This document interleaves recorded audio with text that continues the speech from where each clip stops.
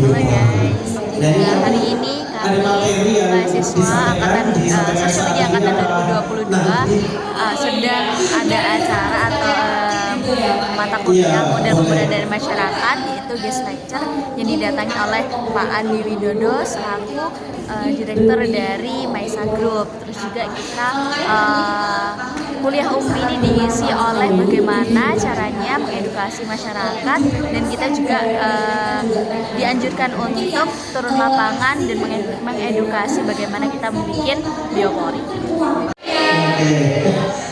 Teman-teman, kalau kita melihat di beberapa sekitar kita, ada nggak sih kalau setiap tahun itu hujan kemudian Surabaya itu tidak banjir? Nggak, belum pernah ya. Setiap musim hujan pasti banjir. Jadi tidak hanya di Surabaya. Sudah saya membuat, tadi sudah praktek soalnya. Harus ya. Dan beberapa yang curi stop duluan ya Pak. Sudah, tadi pagi ketika saya datang, saya langsung dengan Bu Hanin dan rekan-rekan semuanya langsung ke lapangan membuat lubang, gitu ya, membuat lubang, dan akhirnya jadi, oh ternyata mudah sekali gitu ya, tidak seperti yang dibayangkan kan begitu ya, membuat lubang. Nah itu nanti dikasih paralon, kemudian airnya bisa masuk ke situ. Sedimentasinya di sana kan sangat tinggi. Kalau dilihat tadi, tanahnya itu agak berlumpur lembek tipis dan ada lumutnya. Artinya ketika hujan itu pasti menggenang, menyerapnya ke tanah pasti sangat lama. Artinya daya resapnya itu sangat rendah sekali. Maka tadi ya yang kita kasih contoh dua, itu perlu nanti ditanami kembali yang banyak. Nanti teman-teman yang ada di ruangan ini nanti bisa membuat itu ya. Ada ukuran-ukuran di mana air itu ada jalannya masing-masing. Ada yang sungai bawah tanah, itu kan ada macam-macam jenis-jenis airnya itu sampai bawah itu ada macam-macam. Nah, seharusnya yang dikonsumsi oleh manusia itu ada di sini. Namun saat ini yang terjadi adalah banyak orang yang mengkonsumsinya itu karena ini sudah nggak keluar, akhirnya ambil di bawahnya. Dan ini nggak boleh. Seharusnya ini nggak boleh di sini. Iya Pak, karena bisa turun ya. Bisa turun, lapisan tanah itu bisa turun. Adanya sibel, ya gimana ya? Kalau masyarakat sudah nggak dapat air, akhirnya sibel itu dimasak ya. Dimulai dari gerakan kita bersama, mari kita bersama Yayasan Menabung Air mengembalikan tanah, mengembalikan air itu berada di sini.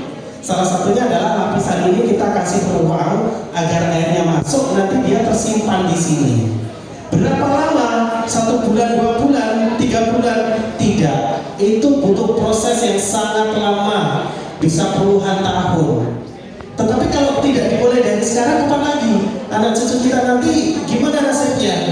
Kan begitu ya? Itulah konsep menabung air. Konsep menabung air. Makanya kenapa kok kalau menabung itu biasanya orang kenapa ini air?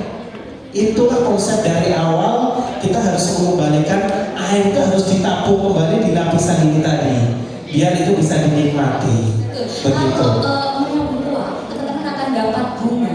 Kalau menabung air, teman-teman akan menyediakan air untuk anak cucu teman-teman ya semuanya. Betul, gitu selain.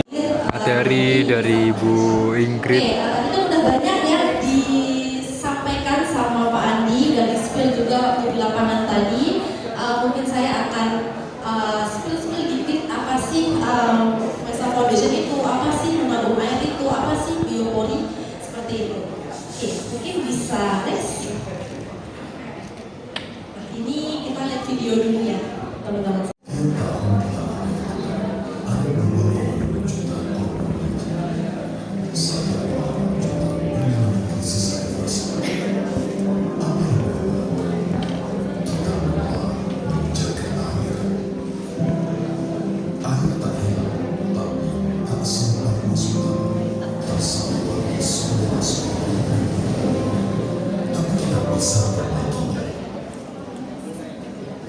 Tahun 2017 berawal dari inisiatif Maisa Group. Dengan usaha utama tak lepas dari air, kini saatnya mengembalikan air ke bumi. Lahir gerakan menabung air. Kami menanam biopori, rumah pesawat sederhana yang bantu air masuk kembali ke bumi jika banjir Ingrid mulai dari menyampaikan materi. harga 15 ribuan, 30-an itu udah bagus. Tapi kalau untuk gerakan minimal di sekolah di rumah atau apa, nggak cuma pakai pipa, sebenarnya pakai bekas botol, bekas kaleng itu bisa kita buat sendiri. Tapi mungkin kalau untuk pipa ini biar lebih cantik aja ya, kayak gitu. Jadi ini gambarnya seperti ini. Nah, nanti kita lubangin untuk tangannya itu sejajar dengan ini ya, atasnya. Lalu ini kita buat bisa dibuka untuk apa? Untuk maintenance. Iya, jadi nanti kan kita lubangin tuh, kita masukin. Nanti ini bukan sekedar kosong lubang aja. Jadi kita bisa masukin sisa-sisa dapur, olahan dapur atau sisa makanan, bisa juga kayak daun-daun itu dimasukin aja dalam apa? Karena untuk apa? Supaya begitu air masuk dan dia bisa jadi kompos. Jadi tanah di area sekitar itu bisa subur ya istilahnya kayak gitu. Tadi kan udah disampaikan juga sama Pak Andi, kalau udah di sini serapannya tuh kurang ya. Jadi ya salah satu gerakan itu tadi supaya tanah di sekitar kita juga menyampaikan materi yang sangat luar biasa. Mohon izin untuk bertanya. Pertanyaan pertama, jika menabung air ini adalah upaya untuk menghemat air dalam konteks solusi ekologis untuk lingkungan, nah air itu kan juga ada siklusnya, seperti evaporasi, penguapan, sampai ke penyerapan. Nah sekarang kita kan sudah padat penduduk, banyak lokasi berpaving, otomatis juga minim lahan. Kemudian belum lagi lingkungan tersebut tercemar. Nah mungkin dari Bapak atau Ibu bisa menjelaskan nih, apakah indikator keberhasilan daripada penggunaan resapan air biopori itu? Karena kan ini adalah pemberdayaan. Nah pemberdayaan itu kan bukan hanya sekedar seremonial, tetapi adalah upaya keberlanjutan hingga menemukan titik tujuan. Nah kemudian yang kedua, dari sisi sosiologisnya saya bertanya nih, bagaimana meyakinkan masyarakat kalau menabung itu tidak hanya berupa uang?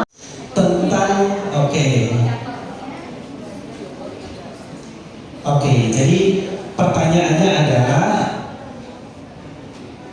banyak lokasi berpaving dan lingkungan tercemar. Apa indikator keberhasilan biopori, gitu ya?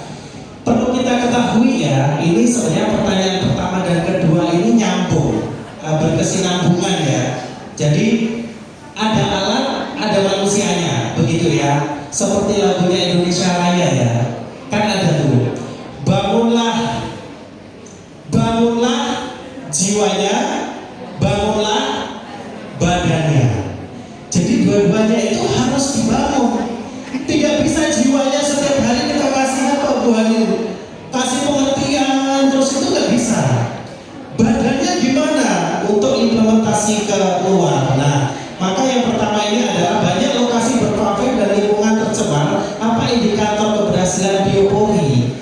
Tentunya biopori itu kita memberikan edukasi terhadap masyarakat karena ada fenomena yang seharusnya tidak terjadi. Apa fenomenanya? Kira-kira yang tidak perlu terjadi? Banjir, betul. Yang menyebabkan banjir itu siapa?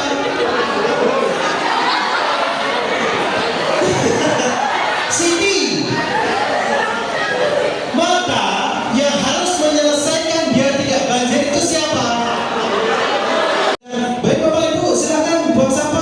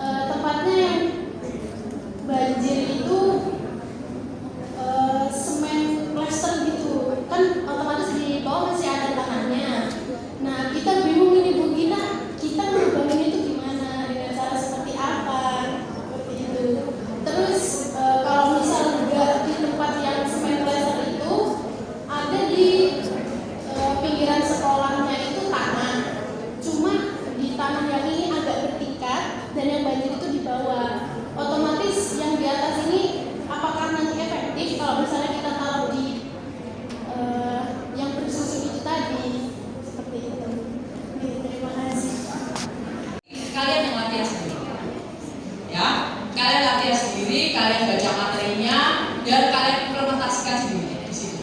Sampai sini paham? Ya, Jadi berbeda, kalau bisa datang tim, tapi kalau enggak masing-masing. Itu yang pertama.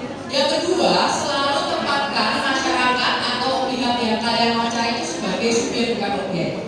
Jadi perbanyaklah kalian untuk melakukan praktek. Pahami betul materi yang sudah kami sampaikan hari ini. Intinya adalah kegiatan lubang resapan biopori ini untuk mengurangi atau mencegah banjir dengan momen-momen tertentu. Begitu. Apakah lubang biopori ini selalu mencegah banjir? Belum tentu begitu. Tergantung bagaimana kondisi lingkungan tersebut, bagaimana kondisi wilayah tersebut begitu. Kalau banjirnya setiap tahun setinggi 1 meter 2 meter dengan lubang resapan biopori, ya nanti keluar akhirnya kan begitu. Tapi setidaknya teman-teman kegiatan LRB ini sebagian kegiatan kecil kita untuk yang masa datang gitu, yang masa yang akan datang 10 tahun 15 tahun yang akan datang itu adalah tugas kita bersama. Lubang resapan biopori gunanya itu kan untuk memberikan ruang air untuk masuk ke dalam tanah. Kalau memang plester dan itu masih terbuka, itu bisa diupayakan, bisa menggunakan alat di mana biar itu malah justru harus dilubangi dengan memperhatikan keamanan.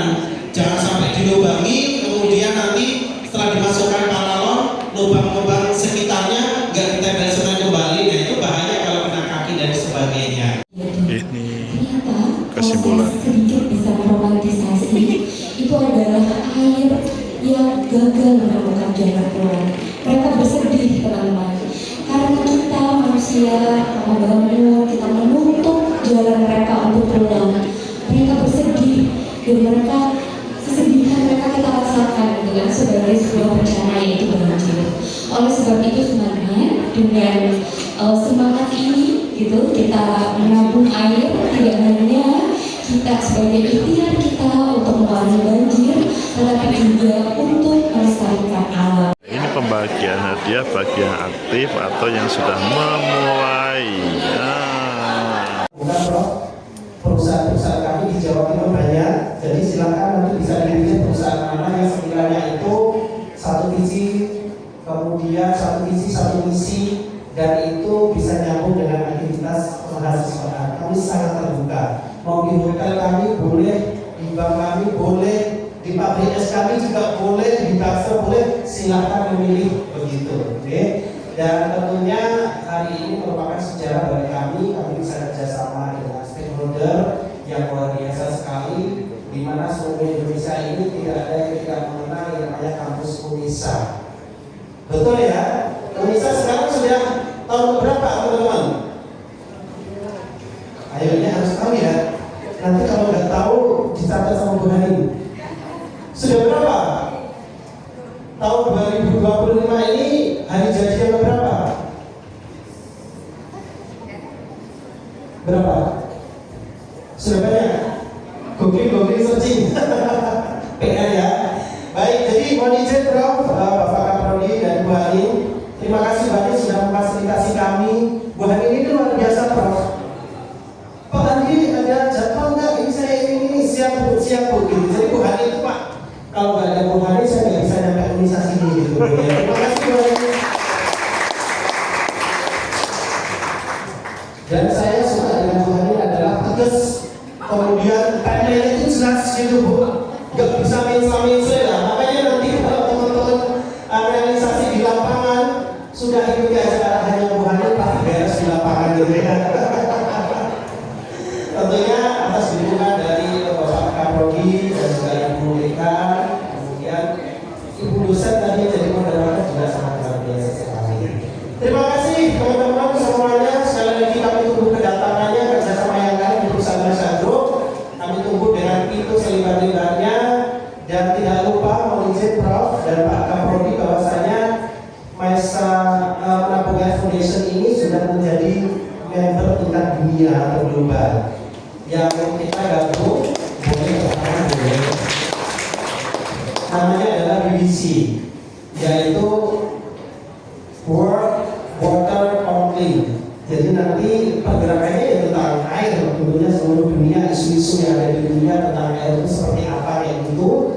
Kemudian nanti di tahun depan, tahun 2026 kita akan mengadakan pertemuan besar di beberapa negara, ada di Riyadh sana. Jadi karena kita sudah menjadi keluarga dari divisi ini atau membernya, maka kita nanti sudah berkesempatan untuk memberikan hak suara dalam forum tersebut. Maka ini nanti jalan yang sangat lebar dan panjang ketika UNISA nanti bisa berkolaborasi dengan kami khususnya di yayasan dan perusahaan masyarakat.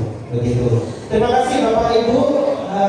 Mudah-mudahan hari ini berlanjut seterusnya bisa berguna bagi anak cucu kita 15 tahun ke depan dan berguna bagi semua manusia yang ada di bumi. Terima kasih. Akhir kata untuk saya. Wassalamualaikum warahmatullahi wabarakatuh.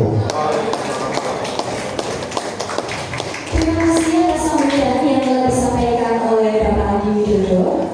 Selanjutnya, mari kita dengarkan sambutan dari Ibu Profesor Dr. Yuni Sri Utami MP kepada Ibu. Waktu didengarkan disilakan.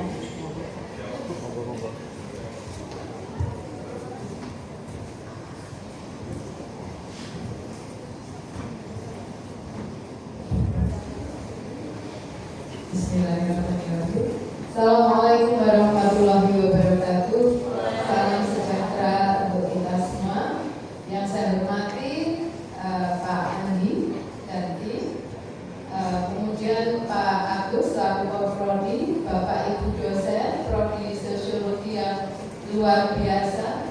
Tidak usah dekannya yang promosikan, kayaknya Mbak Halim dan Mbak Rizky ini sudah banyak teruji. Jadi terima kasih juga untuk Ibu. Selamat datang di fakultas kami, Pak Andi. Salam untuk Pak Ibo ya, CEO-nya. Ya. Dari Ponorogo langsung mendunia. Nah ini juga langkah kecil. Awalnya dulu tahun 2017. Tapi siapa sangka kemudian ini bisa mendunia. Ada satu kunci yang sering orang bilang adalah konsistensi. Itu yang ketika orang konsisten baik, ketika orang konsisten bekerja keras, yakin pasti akan berhasil di suatu saat. Tidak hari ini, mungkin esok. Seperti lagu itu ya. Tidak hari ini, esok. Tidak esok, minggu depan. Tidak minggu depan, bulan depan. Artinya konsistensi itu pasti akan membawa satu keberkahan dan keberhasilan. Dari siapa yang bisa menyangka dari pabrik es kristal awalnya, kemudian sekarang mendunia dengan gurita industri yang luar biasa, ini bisa menjadi motivasi buat teman-teman sosiologi yang saya tahu anak-anak sosiologi ini punya dedikasi dan keinginan untuk maju yang luar biasa Pak Andi, karena memang profesinya dosen-dosennya ini luar biasa. Kami membuka kesempatan kerjasama yang seluas-luasnya Pak Andi, karena yang pertama tujuan kami sebagai perguruan tinggi sekarang harus berdampak luas pada masyarakat. Tidak hanya sesama perguruan tinggi, tapi semua yang ada dalam masyarakat. Maka kami sekarang punya keinginan bahwa kami ini bukan menara gading lagi, tapi kami ini harus berdampak pada masyarakat. Pak Andi ya. Yang pertama, kita boleh tidak punya emas, tapi harus kita punya air bersih. Itu menunjukkan bahwa air itu merupakan sumber daya yang sangat vital buat kita. Bagaimana hari ke hari kualitas air ini semakin turun. Tidak hanya kualitasnya, tapi juga kuantitasnya di muka bumi ini semakin turun. Banyak hal kalau orang geografi itu ini terkait dengan siklus hidrologi ya, kemudian pemburuan hutan dan seterusnya. Tapi upaya yang dilakukan oleh Pak Andi dan perusahaannya ini sudah luar biasa. Ada SDGs ke-13 ya, climate action ini yang